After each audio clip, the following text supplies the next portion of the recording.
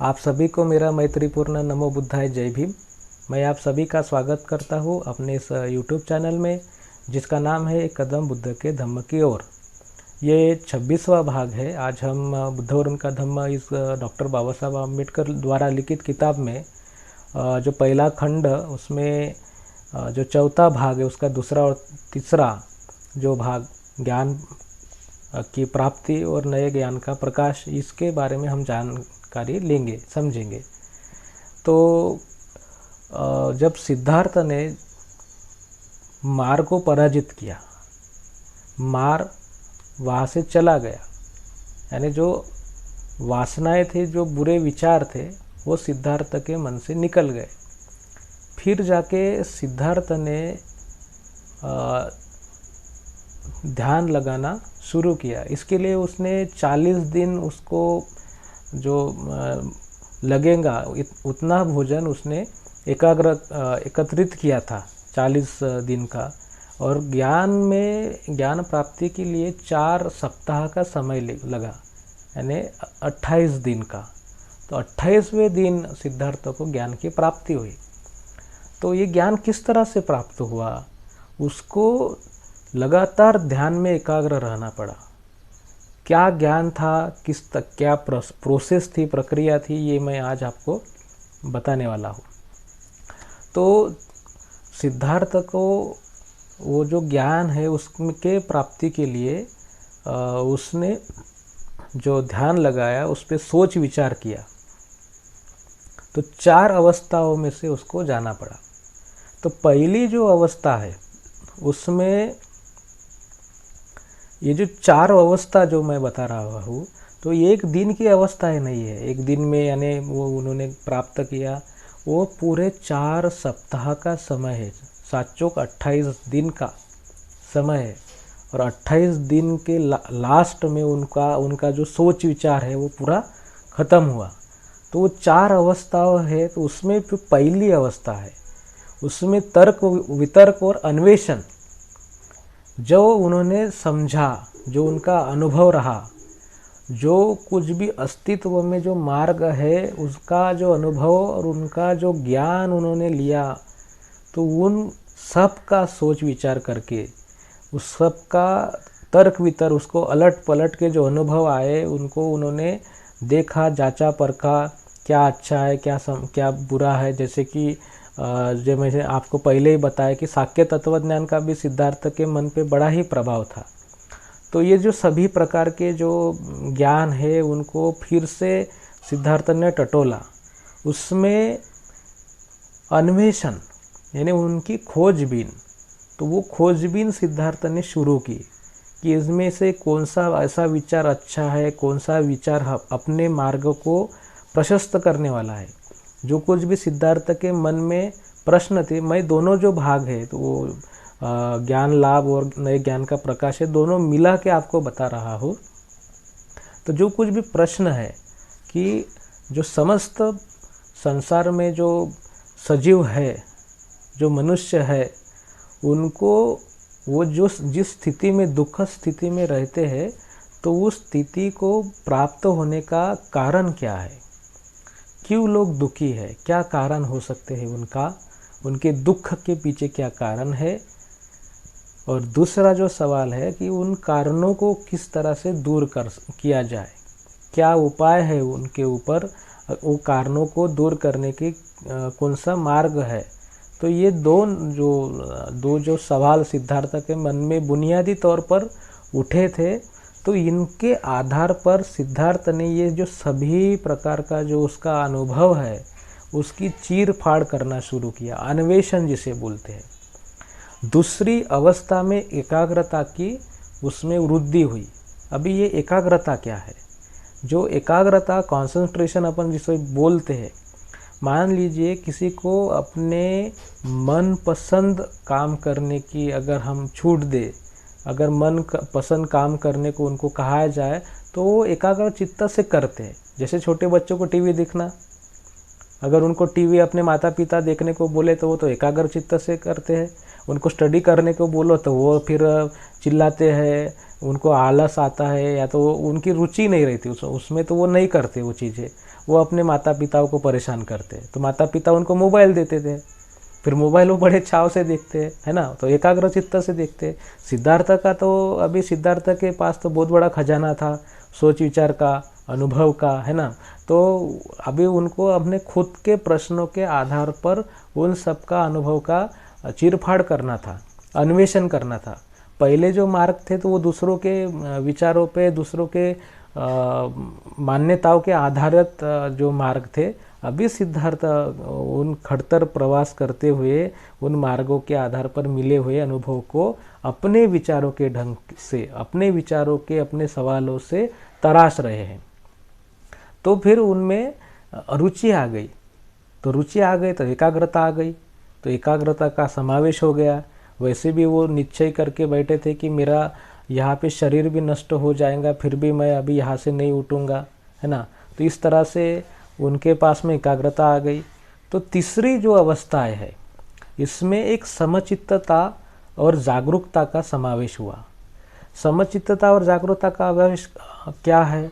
जब उन्होंने मार को हराया, जब उन्होंने अपने मार को हराया, तो मैंने पहले ही बताया कि कोई भी ऐसी चीज़ अगर हमें ज्ञान प्राप्त होता है तो हमारे मन में एक लालच जागता है, एक मोह उत्पन्न होता है कि हमारा उसमें अस्तित्व हो, हमारा उसमें अस्तित्व हो, हम सबसे अलग हो, यह एक बात उसमें छुपी होती है। जैसे हम देखते हैं कि कोई भी धर्म हो, कोई भी पंथ हो, उनके जो प्रणेता है, उनके जो पुरोधा है, उनके जो गुरु होंगे, तो उन्होंने खुद के लिए एक स्पेशल, एक विशेष स्थान वहाँ पे रखा है। तो यह स्थान सिद्धार्थ भी चाह सकते थे। तो ऐसे सभी विचारों से परे हटकर, समचित्तता जिसे हम कहते हैं, तो ऐसे विचारों से परे हटकर उन्होंने एक समानता से एक अपने सवालों को दोहराया और समानता से उनके ऊपर जागरूकता जो है कि क्या मैं जो सोच रहा हूँ वो मैं मेरे अस्तित्व के आधार पर गृहीत उसको पकड़कर मैं कुछ अन्वेषण कर रहा हूँ, कुछ खोज रहा हूँ, है ना। ऐसे सिद्धार्थ सोच रहे हैं। मान लीजिए कि कोई मैं किताब लिख रहा हूँ, तो एक पात्र जो होता है तो उसको मन में बिठाकर हम उसके बारे में लिखते हैं। मैं मान लीजिए कि मैं मेरे राज्य का एक संविधान लिख रहा हूँ, तो मैं मेरे को खुद को जो है बहुत ही विशेष अधिकार प्रदान करूँगा और बाकियों से श्रेष्ठ बनाऊँगा। तो सिद्धार्थ ने भी समचित्तता और जागरूकता के आधार पर ये सोचना चालू कर दिया कि क्या ये जो विचार मैं सोच रहा हूँ ये सही तरह से जा रहे हैं या नहीं जा रहे हैं। नहीं तो फिर क्या हो जाएगा कि मेरा जो मार जो मैंने पराजित किया है उसका कोई मतलब ही नहीं रह जाता। फिर से जो बाकियों ने जैसे सोचा, बाकियों ने जैसे धर्म बताए कि भाई आप ईश्वर की पूजा अर्चा करो, है ना, आप पुरोहितों को पहले मिलो, फिर ईश्वर से मिलो, फिर पहले गुरुओं से बात करो, फिर ज्ञान मिलेगा। ऐसे जो सभी जो चीज़ें हैं, तो ये आत्मा परमात्मा, है ना, ये कौन सा कयामत वयामत, ये जो सब कुछ है, तो ये जो आडंबर यहाँ पे मचाए गए हैं तो किसी के लाभ के लिए है। तो क्या ऐसी चीज़ें हैं? सिद्धार्थ ने इनकी जांच की, तो फिर यहाँ पे समचित्तता और जागरूकता का क्या हो गया? समावेश हो गया तीसरी अवस्था में। फिर चौथी अवस्था में क्या हो गया? यहाँ पे पवित्रता समचित्तता में एकाग्र हो गई। पवित्रता, प्यूरिटी आ गई वहाँ पे। प्यूरिटी आ गई यानी सभी जो विचार है सिद्धार्थ के कि उसमें खुद का अस्तित्व या इसमें किसी बात को छुपाया जाना नहीं, खुद का। तो जैसे मैं ऐसे सोचता हूँ कि मुझे नहीं मिला तो चलता है, लेकिन मेरे परिवार के लोगों को मिलना चाहिए, मेरे दोस्तों को मिलना चाहिए। तो ये भी जब सभी जो चीज़ें हैं कि किसी एक विशेष को नहीं, सभी को, सभी को उससे लाभ हो, कोई भी किसी भी प्रकार की कमतरता नहीं रहे, अपवित्रता नहीं रहे, और वो जो मार्ग रहे वो इतना प्रशस्त रहे कि वो एक दूसरे को जोड़े रखे। तो इस तरह से सिद्धार्थ ने वहाँ पे प्यूरिटी लाई, पवित्रता लाई। क्योंकि देखिए कि अगर मैं एक सार्वजनिक शौचालय का इस्तेमाल करता हूँ, या स्टेशन पे हूँ तो अगर कोई यात्री बन के स्टेशन पे खड़ा हो तो मैं वेटिंग रूम का इस्तेमाल करता हूँ, तो मान लीजिए कि मैंने वहाँ पे कचरा कर दिया, शौचालय गंदा कर दिया, तो फिर दूसरे आदमी उसको इस्तेमाल करने के लायक नहीं रहेंगे, क्योंकि वो तो ख़राब हो गया। तो जब अगर मैं ये सोचता हूँ कि ये हम सबका है, तो हम सबको इसका इस्तेमाल सही ढंग से करने की व्यवस्था हो, तो मैं उसकी पवित्रता जो है बनाए रखूँगा, उसको साफ सुथरा रखूँगा, है ना। तो इसी अवस्था में इसी जो बातें है, ऐसी बातें उसमें आनी चाहिए। ऐसे सोचकर सिद्धार्थ ने वहाँ पे पवित्रता उसके मन में आई। समचित्तता तो थी, तो पवित्रता और समचित्तता का वहाँ पे जो एक क्या हो गया, समावेश हो गया चौथी अवस्था में, है ना। फिर चौथी अवस्था में और क्या हो गया कि उसमें ये जो पवित्र और समचित्तता का जो समावेश है, फिर जाके समचित्तता जागरूकता में एकत्रित हो गई। तो यहाँ पे इन दोनों का सहयोग हो गया, यानी पवित्रता, समचित्तता, यानी स्थिर भावना, समभावना से जो विचार हमने जांचे परखे है, अभी उसमें जागरूकता पे आ गई। तो जागरूकता यानी क्या आ गई कि उसका परीक्षण, जो मैंने खुद सोचा है, तो मैंने जो खुद सोचा है तो यह वो क्या सभी के लिए योग्य है, क्या उसमें कुछ कमियां रह गई है। तो इस तरह से हम उसे जांचते हैं। जैसे कोई आप अगर कोई लेख लिखते हैं, कोई टास्क आप करते हैं, तो आप अपने सीनियर को बताते हैं, अपने कुछ दूसरों लोगों को बताते हैं कि उसमें क्या कमतरता है, कि क्या उसको सुधारना चाहिए। तो इस तरह से उसका एक थर्ड आई हम उसको बोलेंगे कि अपने ही विचारों को थर्ड आई से जांचना, अपने ही विचारों को एक तिराइत समझ के उसको हम खुद ही जांचे, तो ये क्या सबके लिए सही है वगैरह वगैरह। तो इस तरह से सिद्धार्थ ने 4 अवस्थाओं के बाद जो कुछ उन्होंने अपना ध्यान लगाया कि समस्त सृष्टि में जो सजीव है, समस्त सृष्टि में जो मनुष्य है, उनको वो दुख क्यों पाते हैं, उनको दुख क्यों होता है, क्या कारण है उसके, तो और उन कारणों को किस तरह से हटाया जाए, क्या उपाय है उसका कि मनुष्य को, सजीवों को दुख से मुक्त किया जा सके। तो ये इन चीज़ों पे फोकस किया उन्होंने जो किस सवाल का जवाब दिया, जो पुरातन शाक्य तत्वज्ञान कपिल ने जो दिया है कि विश्व में दुख है, लेकिन वो दुख किस तरह से दूर किया जाए। कपिल मौन रहा, उसको समझ नहीं पाया, उसका जवाब नहीं सूझा। तो उस सवाल का जवाब सिद्धार्थ ने दिया, तब जाके वो बुद्ध बने। तो इस तरह से हम देखते हैं कि किस तरह से ज्ञान की प्राप्ति होती है, किस तरह से सिद्धार्थ ने जो सभी प्रकार के विचार है उनको समेटा, उनको बिल्कुल स्थिर रखा, उनमें पवित्रता लाई, ना मेरा ना तुम्हारा, सबका। इस तरह से उन्होंने वहाँ पे एक स्थिर प्लेटफॉर्म, एक समानता लाई, पवित्रता लाई, जागरूकता लाई, एकाग्रता लाई, यानी उसमें कोई भी भूल चूक ना रहे।